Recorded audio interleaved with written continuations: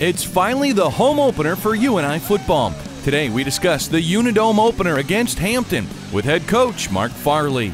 We look at senior running back Marcus Weymiller and the bright future ahead for this team captain. We show you two UNI Hall of Famers, Davis and Gary Kelley, that are part of the induction class this weekend. It's a Hall of Fame football game. This is Panther Sports Talk. Panther Sports Talk is brought to you by Pepper's Grill and Sports Pub, a proud supporter of UNI Athletics.